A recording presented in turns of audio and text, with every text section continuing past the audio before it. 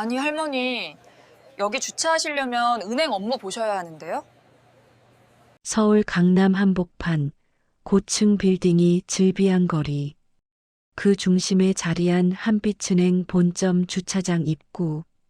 검은색 구형 그랜저가 천천히 진입하자 주차관리 직원 김태수 32가 인상을 찌푸리며 다가왔다. 사연은 계속됩니다. 구독, 좋아요 눌러주세요. 운전석에서 내린 건 70대 중반으로 보이는 할머니였다. 낡은 점퍼에 운동화, 손에는 해진 가죽 핸드백 하나. 은행 업무 보러 왔는데요. 할머니의 목소리는 조용했지만 또렷했다. 하지만 김태수는 할머니의 차림새를 위아래로 훑어보더니 코웃음을 쳤다. 요즘 주차 공간이 얼마나 귀한데 그냥 공과금 내러 오신 거면 1층 무인기 쓰시면 되잖아요. 굳이 주차하실 필요 없으시죠? 아니, 상담을 받아야 해서요. 상담이요? 하여튼, 알겠습니다. 그럼 일단 1시간만 주차하세요. 더 오래 계시면 과태료 나옵니다. 주차권을 건네는 손길도 무성의했다. 할머니는 주차권을 받아들고 지하 주차장으로 천천히 차를 몰았다. 백미러 너머로 김태수가 동료에게 뭐라 수군대는 모습이 보였다. 입모양을 읽을 수 있었다. 요즘 노인네들은 진짜. 할머니는 핸들을 잡은 손에 조금 더 힘을 주었다. 손등의 주름 사이로 핏줄이 도드라졌다. 주차 공간을 찾아 한참을 돌았다. B3층까지 내려가서야 겨우 구석 자리 하나를 찾을 수 있었다. 할머니는 차에서 내려 핸드백을 챙겼다. 가방 안에는 낡은 통장 한 권과 도장, 그리고 신분증이 들어 있었다. 엘리베이터를 기다리며 할머니는 지하 주차장 벽면에 크게 붙은 은행 광고 문구를 보았다. 고객 한 분 한 분을 가족처럼 모시겠습니다. 할머니의 입가에 쓸쓸한 미소가 번졌다. 엘리베이터 문이 열렸다. 1층 로비로 올라가는 동안 할머니는 가슴속에서 뭔가 묵직한 것이 가라앉는 걸 느꼈다. 오늘이 어떤 날인지 아무도 모른다. 남편이 떠난 지 3년. 자식들에게 짐이 되고 싶지 않아 홀로 살아온 3년. 그리고 오늘 평생 모은 돈을 정리하려 은행에 왔다. 큰 돈을 인출하는 건 쉬운 일이 아니었다.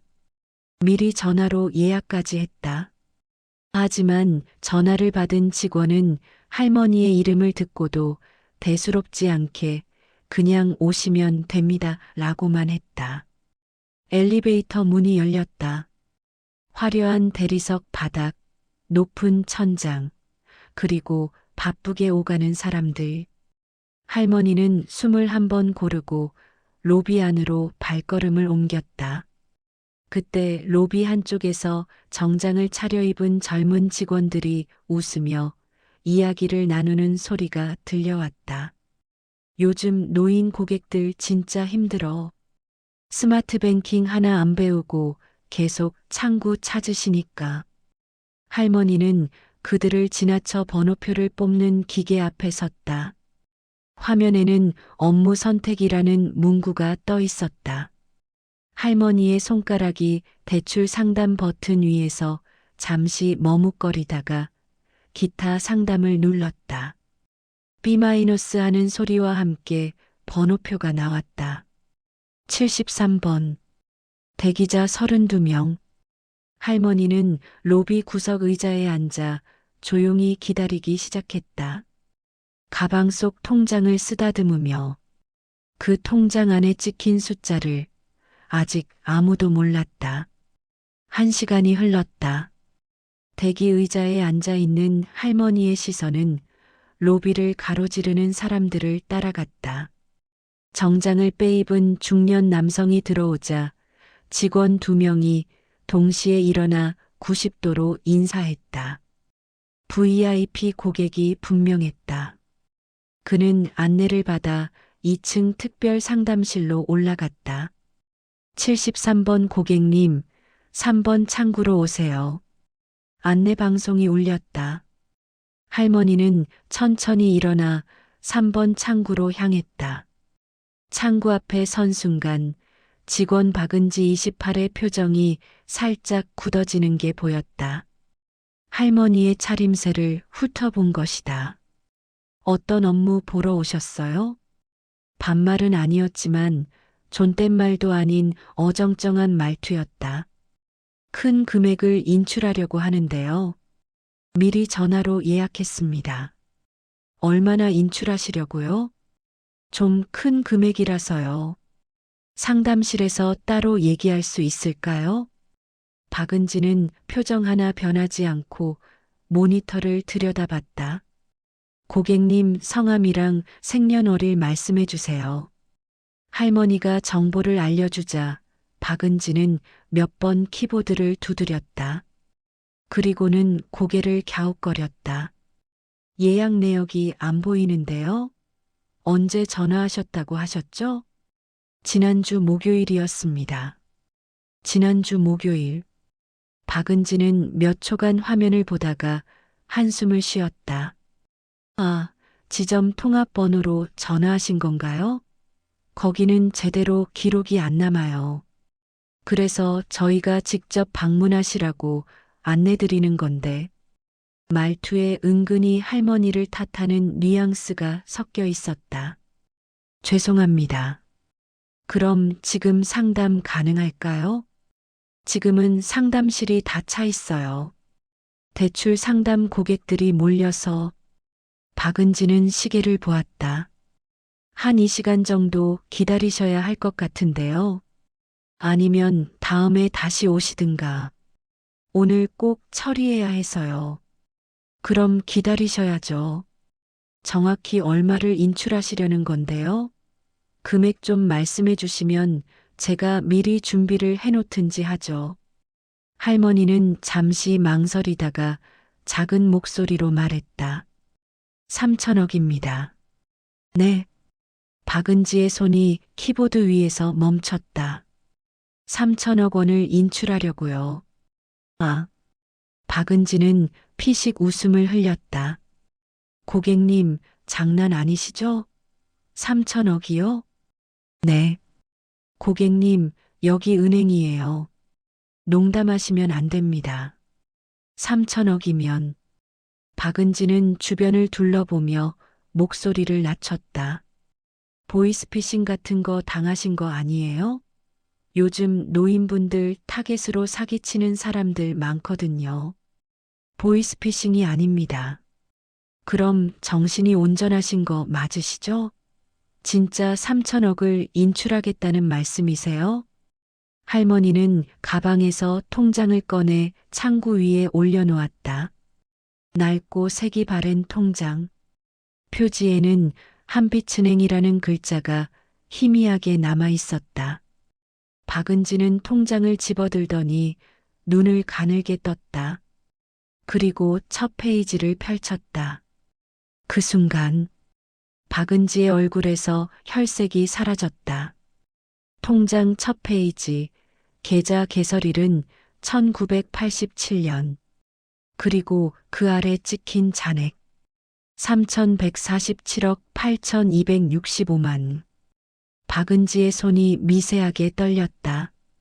통장을 두세 번 더 들여다보고 다시 모니터를 확인했다.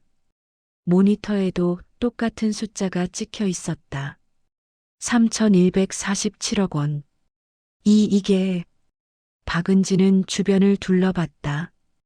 다른 직원들은 아무것도 모른 채 각자 업무를 보고 있었다.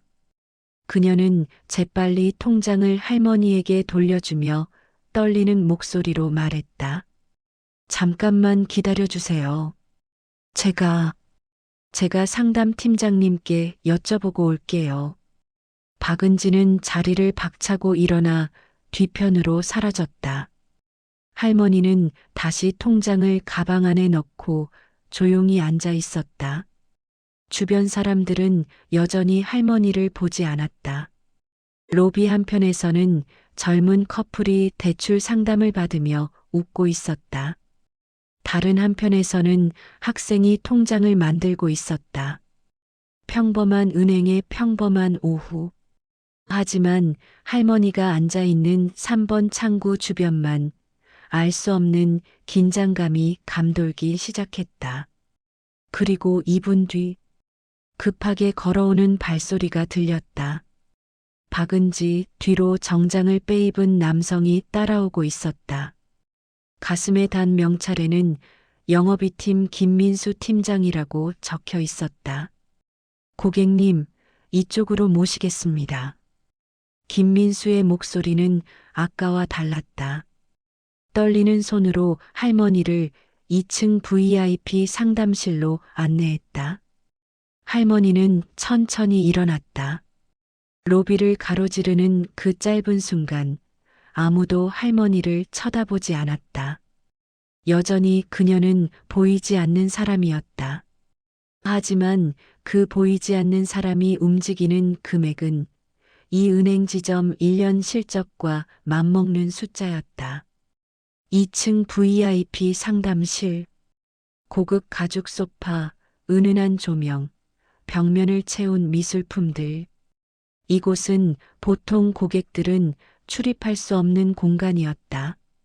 하지만 지금 이 공간의 분위기는 어딘가 어색했다. 할머니는 소파에 앉았고 그 맞은편에는 김민수 팀장과 박은지가 나란히 앉아 있었다. 김민수는 억지로 미소를 지으며 입을 열었다. 먼저 안내가 미흡했던 점 사과드립니다.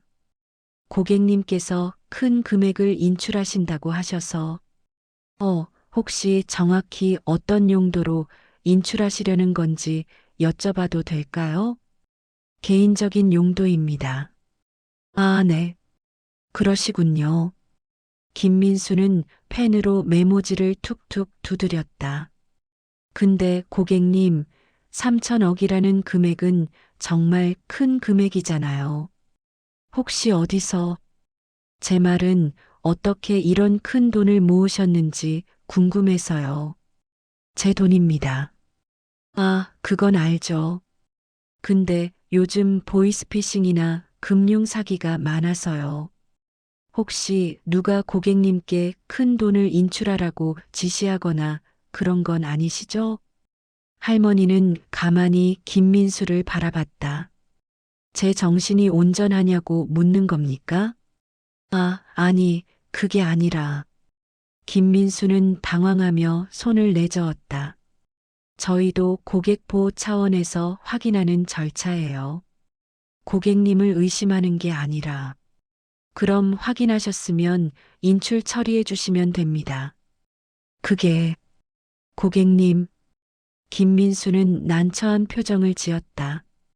솔직히 말씀드리면 3천억이라는 금액을 현금으로 한 번에 인출하는 건 불가능합니다. 은행에도 현금 보유량 한계가 있고요. 며칠 전에 미리 예약을 해 주셔야 하는데, 했습니다. 지난주에 전화로. 아, 그건. 박은지가 끼어들었다. 고객님, 그건 제대로 접수가 안 된 거예요. 지점 통합 상담 전화로 하시면 안 되고 담당 직원한테 직접 연락을 하셔야. 그럼 지금 접수하면 안 됩니까? 가능하긴 한데. 김민수는 팔짱을 꼈다. 고객님, 솔직히 여쭤볼게요. 혹시 지금 급하게 돈이 필요하신 상황이신 건가요? 빚 독촉이라든지 아니면 가족 중에 급한 일이 있다든지. 제 돈을 제가 쓰는데 이유를 설명해야 합니까? 아니, 그게 아니라. 김민수는 잠시 망설이다가 목소리를 낮췄다. 고객님, 저희도 이해는 합니다. 연세 드시면 자식들한테 재산 물려주시려는 분들 많으시죠. 근데 요즘은 상속세 때문에 오히려 손해보시는 경우가 많아요. 차라리 은행에 맡겨두시고 펀드라든지 안전한 상품에 투자하시는 게 투자 권유받으러 온 게 아닙니다. 알겠습니다. 김민수의 표정이 굳어졌다. 그럼 이렇게 하시죠. 일단 오늘은 신분 확인하고 인출 신청서만 작성하시고 실제 인출은 일주일 뒤에 하시는 걸로. 그 사이에 저희가 본부랑 협의해서 일주일은 너무 깁니다. 고객님, 3천억이에요. 3천억. 김민수는 한숨을 쉬었다. 이 정도 금액이면 지점장 결제는 물론이고 본부 보고까지 올라가야 합니다. 하루 이틀에 되는 일이 아니에요. 그럼 사흘 안에는 가능합니까? 사흘. 김민수는 박은지를 쳐다봤다. 박은지도 난감한 표정이었다. 일단 확인은 해보겠습니다. 근데 고객님, 혹시 다른 은행으로 이체하시는 건 어떠세요? 현금으로 인출하시는 것보다 훨씬 안전하고 현금으로 받고 싶습니다. 현금으로요? 김민수의 목소리가 높아졌다. 고객님, 3천억을 현금으로 들고 다니시겠다는 겁니까? 그거 트럭으로 실어야 하는 양이에요. 무게만 몇 톤인데 위험하지 않으세요? 할머니는 대답하지 않았다. 김민수는 헛기침을 하며 자세를 고쳐 앉았다. 고객님, 솔직히 말씀드릴게요. 고객님 나이가 70 중반이시잖아요. 혹시 건강 문제라든지 아니면 판단력이 지금 제가 치매에 걸렸다는 겁니까? 아니, 그게 아니라. 김민수는 당황했다. 제 말은 이렇게 큰 결정을 혼자 하시기보다는 자녀분들이랑 상의를 하시는 게 제 돈을 제 자식과 상의해서 쓰라는 겁니까? 상담실에 침묵이 흘렀다. 김민수는 더 이상 말을 잇지 못했다. 박은지는 고개를 숙이고 손톱을 뜯었다. 할머니는 천천히 가방에서 통장을 꺼내 탁자 위에 올려놓았다. 이 통장 1987년에 만들었습니다. 제가 38살 때였죠. 그때부터 지금까지 38년간 이 은행만 이용했습니다. 김민수는 통장을 물끄러미 바라봤다. 38년 동안 한 번도 다른 은행으로 옮기지 않았어요. 은행이 어려울 때도 금리가 낮을 때도 묵묵히 이 은행을 믿었습니다. 고객님, 근데 지금 당신들은 제가 정신이 온전한지 사기를 당한 건 아닌지 자식들한테 물어봤는지 확인하고 있군요. 김민수는 입술을 깨물었다. 제 통장의 돈이 제가 인출하는 게 그렇게 이상합니까? 할머니는 통장을 다시 가방 안에 넣고 자리에서 일어났다. 사흘 안에 인출 가능한지 확인해서 연락 주십시오. 안 되면 다른 은행으로 가겠습니다. 고객님, 잠깐만요. 하지만 할머니는 상담실 문을 열고 나갔다. 뒤에 남은 김민수와 박은지는 서로를 마주 보았다. 팀장님, 이거 진짜인 것 같은데요. 알아. 나도 봤어. 3천억. 김민수는 이마에 손을 얹었다. 망했다. 이거 진짜 큰일 났어. 상담실 방, 복도를 걸어가는 할머니의 뒷모습은 외로워 보였다. 38년을 한 은행과 함께 했건만 정작 그 은행은 할머니를 믿지 않았다. 그날 저녁 7시 한빛은행 본점 지점장실. 창밖으로는 강남의 야경이 펼쳐져 있었지만 실내 분위기는 얼어붙어 있었다. 그러니까 다시 한번 말해봐. 할머니 한 분이 3천억을 인출하겠다고? 지점장 이호준 52은 책상에 기댄 채 김민수를 노려봤다. 네, 지점장님. 확인해 봤는데 계좌는 진짜입니다. 1987년 개설 이후 지금까지 한 번도 해지한 적 없고 꾸준히 입금만 돼 왔습니다. 입금 내역은 대부분 부동산 매각 대금이나 임대 수익으로 보입니다. 매달 수억 단위로 들어오는데 한 번도 인출을 안 하셨어요. 38년 동안요. 이호주는 모니터를 들여다봤다. 김민수가 미리 띄워놓은 고객 정보 화면. 계좌주 이름은 나순덕. 1949년생. 현재 주소는 강남구의 한 빌라. 이 주소가 맞아? 네.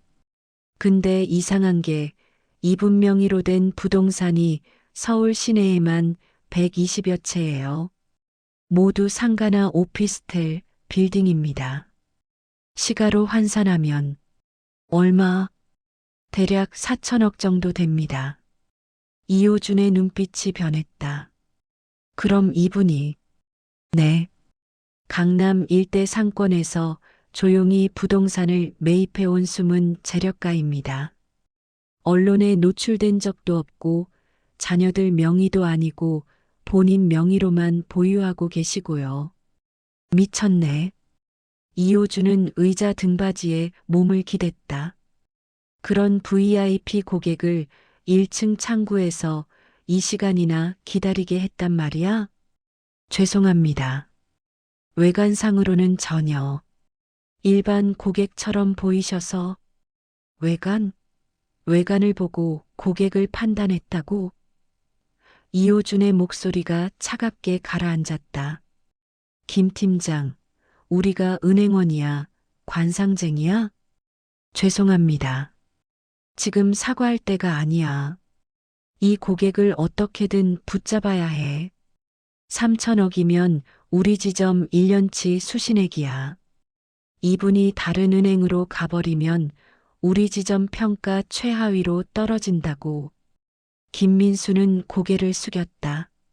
내가 직접 찾아뵙겠습니다. 주소 알죠? 네, 있습니다. 내일 아침 일찍 준비해.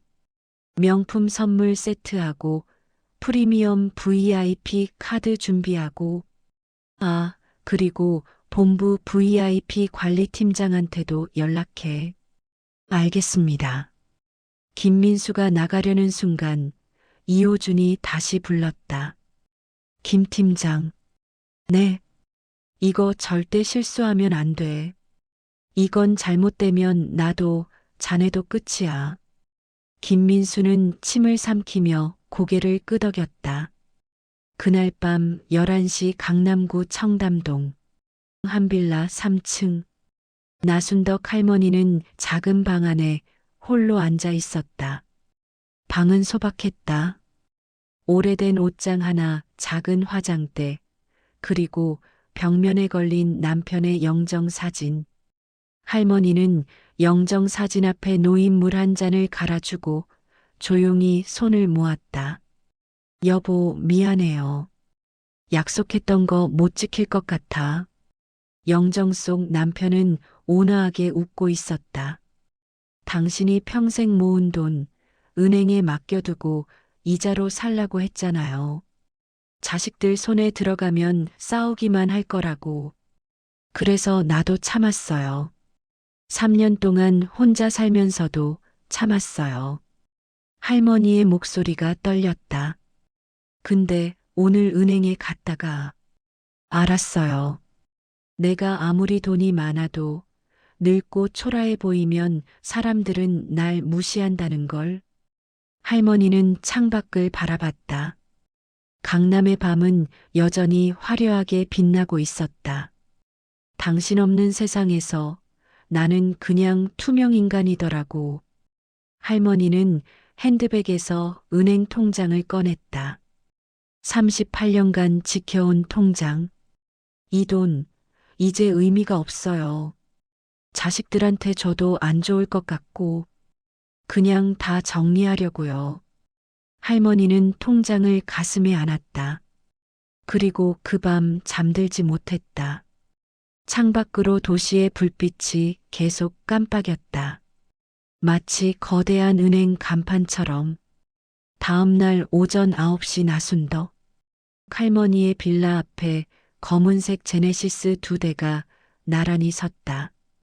차에서 내린 건 이호준 지점장과 김민수 팀장, 그리고 본부 VIP 관리팀장 최승현 45이었다. 여기가 맞아?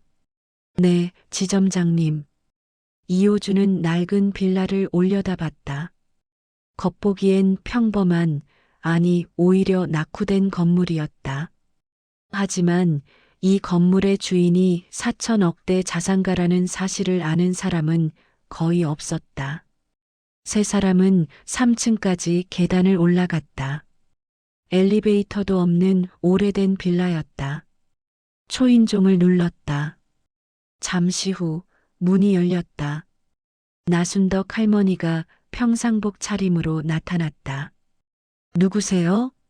나순덕 고객님, 어제 저희 은행에 방문하셨죠? 한빛은행 본점 지점장 이호준입니다. 이호준은 90도로 허리를 숙였다. 뵙고 싶어서 찾아왔습니다. 할머니는 잠시 그들을 바라보다가 문을 열어주었다. 좁지만 들어오세요. 세 사람은 작은 거실로 들어갔다. 낡은 소파, 오래된 TV, 그리고 벽면에 걸린 가족 사진들. 화려함이라고는 전혀 없는 공간이었다. 이호준은 소파에 앉으며 준비해온 선물 상자를 내밀었다. 성의 없지만 작은 선물입니다. 어제 저희 직원들이 실례를 많이 했습니다. 진심으로 사과드립니다. 할머니는 선물을 받지 않았다. 사과하러 오신 건 아니시죠? 고객님, 어제 저를 의심하고 무시하던 분들이 오늘 아침 일찍 찾아오셨다는 건 제 돈이 필요해서겠죠. 이호준은 민망한 표를 감추지 못했다. 최승현이 나섰다. 고객님, 저는 본부 VIP 관리팀에서 나왔습니다. 어제 있었던 일은 정말 유감스럽습니다. 하지만 고객님께서 이해하셔야 할 것이 요즘 고령 고객을 대상으로 한 보이스피싱과 금융사기가 워낙 많아서. 그래서 저를 의심한 겁니까? 의심이 아니라 보호입니다. 저희는 고객님의 자산을 지키기 위해 제 돈을 제가 찾는데 보호가 무슨 보호입니까? 최승현은 말문이 막혔다. 이호준이 다시 입을 열었다. 고객님, 솔직히 말씀드리겠습니다. 고객님은 저희 은행의 가장 중요한 VIP 고객이십니다. 38년 동안 한 번도 이탈 없이 저희와 함께 해주셨고, 그 신뢰에 저희는 진심으로 감사드립니다. 그 감사가 어제는 어디 있었습니까? 죄송합니다. 저희 실수입니다. 이호준은 다시 고개를 숙였다. 하지만 고객님, 지금 인출을 제고해 주시면 안 될까요? 저희가 프리미엄 VIP 서비스를 제공해 드리겠습니다. 전담 직원 배정, 특별 금리, 그리고 필요 없습니다. 고객님, 38년 동안 제가 당신네 은행에 돈을 맡긴 이유는 VIP 대우를 받고 싶어서가 아니었어요. 할머니의 목소리는 조용했지만 단호했다. 단지 내 남편이 첫 월급을 받아서 만든 통장이었기 때문입니다. 그 인연 하나로 38년을 지켜왔어요. 거실에 침묵이 흘렀다. 근데 어제 깨달았어요. 내가 늙고 초라해 보이면 아무리 돈이 많아도 사람들은 나를 투명인간 취급한다는 걸.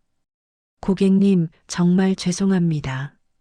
지점장님, 할머니는 이호준을 똑바로 바라봤다. 당신은 지금 제게 사과하는 게 아니라 3천억에 사과하는 겁니다. 이호준은 할 말을 잃었다. 만약 제 통장에 3천만 원밖에 없었다면 오늘 이 자리에 오셨을까요? 아무도 대답하지 못했다. 할머니는 천천히 일어났다. 사흘 안에 인출 준비해 주신다고 했죠? 그대로 해 주십시오. 그리고 다시는 찾아오지 마세요. 고객님, 돌아가 주세요. 세 사람은 어쩔 수 없이 자리에서 일어났다. 현관문을 나서는 순간 이호준이 다시 한번 돌아봤다. 고객님, 정말 마지막으로 여쭙겠습니다. 저희에게 다시 한번 기회를 주실 수는 없을까요? 할머니는 대답 대신 조용히 문을 닫았다. 복도에 남겨진 세 사람은 서로를 바라봤다. 망했습니다.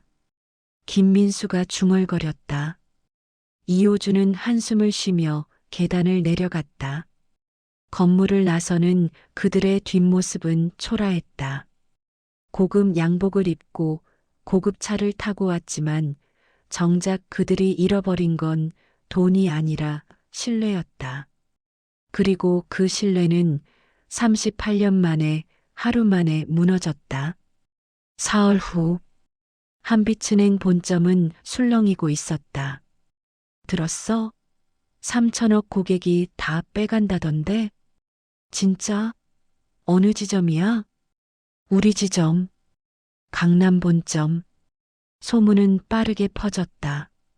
로비 직원부터 경비원, 그리고 다른 층 직원들까지 모두가 이 이야기를 입에 올렸다. 특히 박은지는 하루 종일 눈치를 봐야 했다. 동료들의 수군거리는 소리가 귓가에 맴돌았다. 박은지가 그 할머니를 처음 응대했다며? 말투가 좀 그랬나 봐. 그래서 빡쳐서 돈 다 빼간대. 3천억이면 우리 지점 올해 실적 다 날아가는 거 아니야? 박은지는 화장실에 숨어 울었다. 하지만 눈물을 닦고 나와도 상황은 변하지 않았다. 그날 오후 3시, 나순덕 할머니는 다시 은행을 찾았다. 이번에는 주차장 입구부터 분위기가 달랐다. 어서 오십시오, 고객님. 김태수가 달려와 90도로 인사했다. 사흘 전 주차권을 건네던 그 무성의한 태도는 어디에도 없었다. 이쪽 VIP 주차구역에 세워드리겠습니다. 할머니는 아무 말 없이 차를 몰았다. VIP 주차구역, 엘리베이터 바로 앞. 가장 좋은 자리였다. 엘리베이터를 타고 1층에 내리자 이호준 지점장이 직접 기다리고 있었다. 어서 오십시오, 고객님.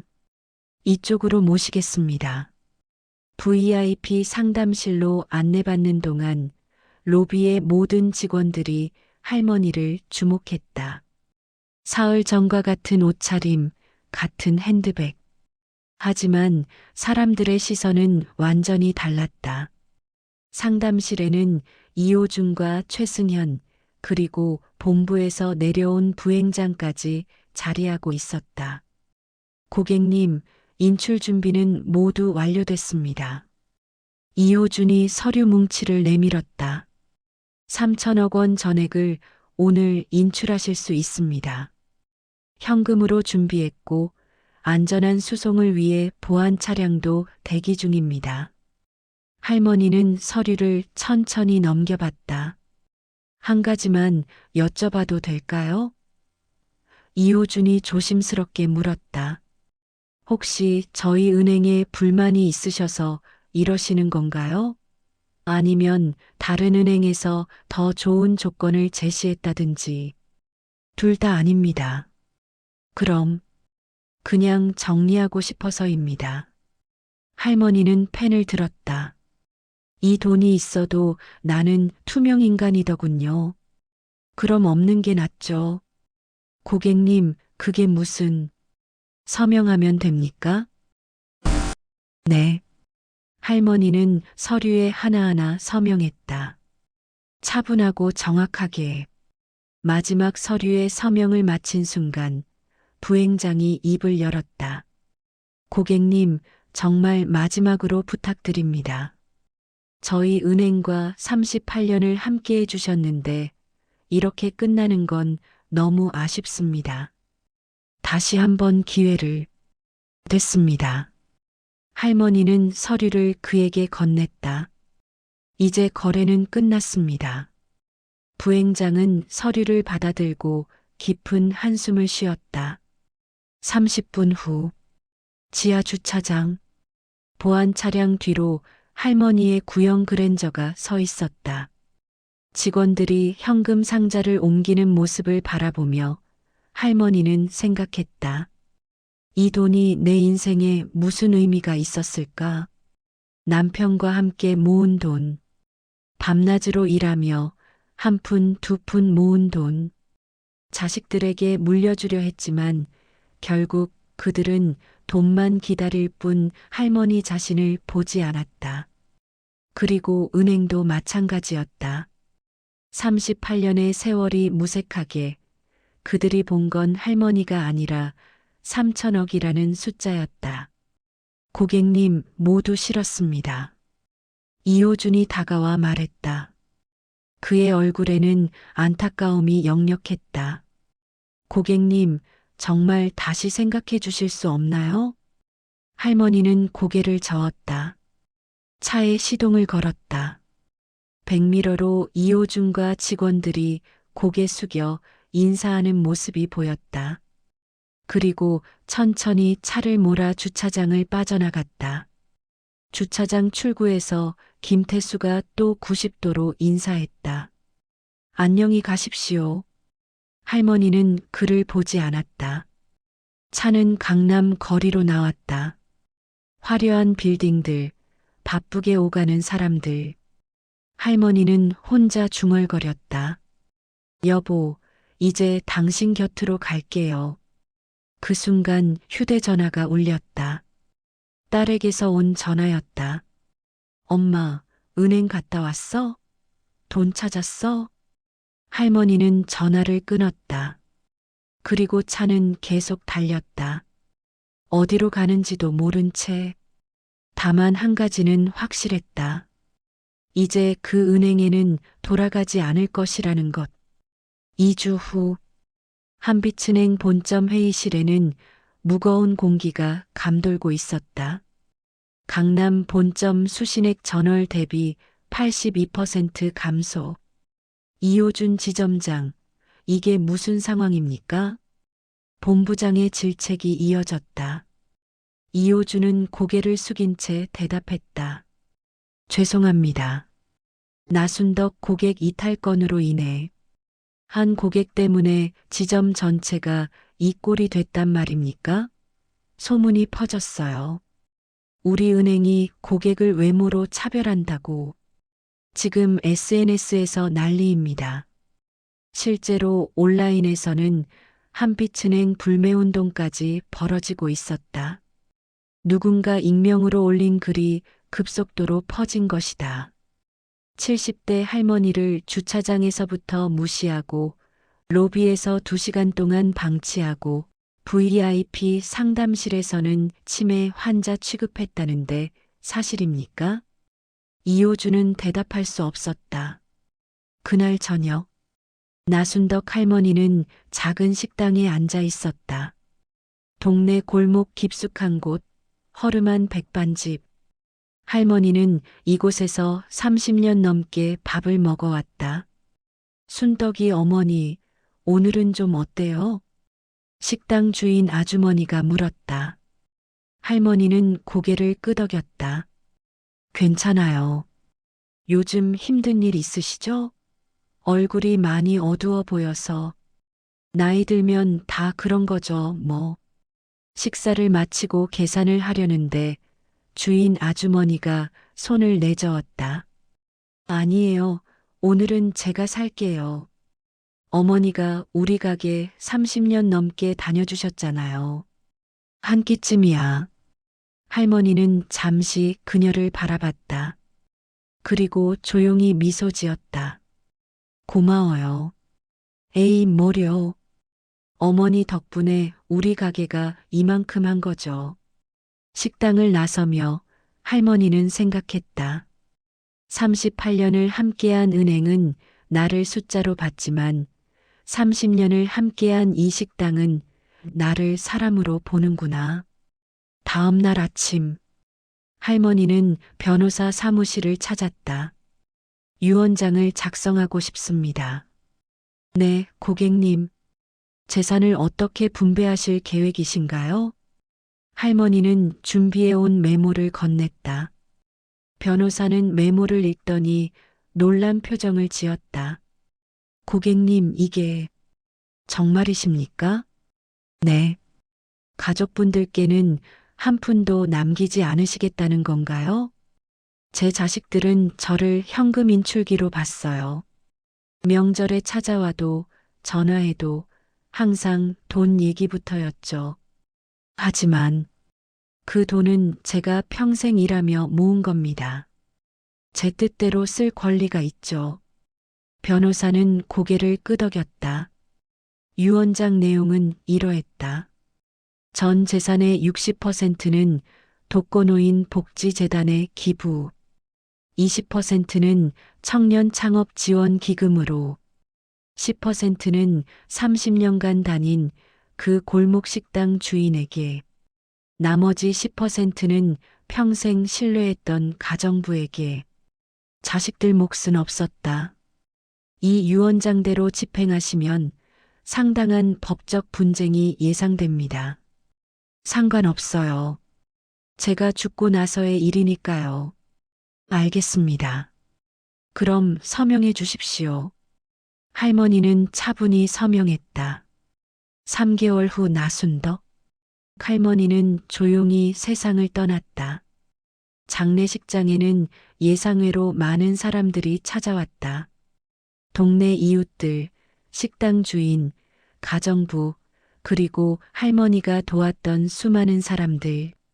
하지만 자식들은 울지 않았다.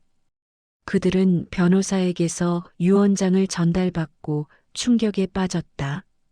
이게 무슨, 우리한테 한 푼도 안 남겼다고?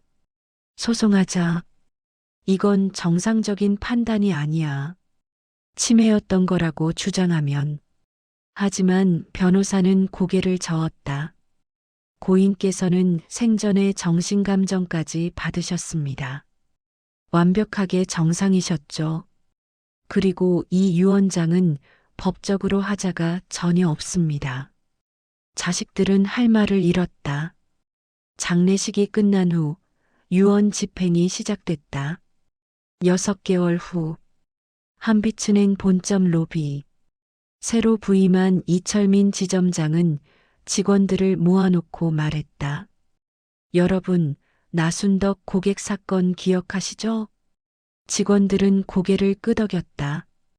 그 사건 이후 우리 은행 이미지가 많이 실추됐습니다. 하지만 오늘부터는 달라져야 합니다. 이철민은 로비 벽면을 가리켰다. 그곳에는 새로운 문구가 붙어 있었다. 모든 고객은 존중받을 권리가 있습니다. 외모로, 나이로, 차림새로 고객을 판단하지 마십시오. 진정한 VIP는 숫자가 아니라 신뢰로 만들어지는 겁니다. 박은지는 그 문구를 바라보며 눈시울을 붉혔다. 나순덕 할머니의 얼굴이 떠올랐다. 죄송합니다, 할머니. 그리고 그날 밤, 동네 골목 식당, 주인 아주머니는 할머니가 앉았던 자리를 바라보며 혼잣말을 했다. 순덕이 어머니, 고마워요. 덕분에 가게도 새로 단장하고 아들 대학도 보냈어요. 근데 어머니, 진짜 고마운 건 돈이 아니에요. 아주머니는 눈물을 닦았다. 30년 동안 저를 사람으로 봐주셔서 고마워요. 한 번도 무시하지 않으셨잖아요. 그게 제일 고마워요. 작은 식당 안에 따뜻한 온기가 감돌았다. 나순덕 할머니가 남긴 것은 돈이 아니었다. 그것은 존중이라는 이름의 유산이었다. 사람은 누구나 나이가 들고 언젠가는 힘없고 초라해 보일 수 있다. 하지만 그 사람의 가치는 외모나 숫자로 결정되지 않는다. 진정한 부유함은 통장 잔액이 아니라 타인을 대하는 마음에서 나온다. 할머니는 3천억이라는 거금을 가졌지만 가장 값진 건 평생 지켜온 존엄이었다. 그리고 그 존엄은 오늘도 어딘가에서 누군가를 일깨우고 있다. 겉모습으로 사람을 판단하지 말라고. 모든 사람은 존중받을 자격이 있다고. 영상을 보시고 고쳐야 할 점을 댓글 및 질문으로 남겨주세요.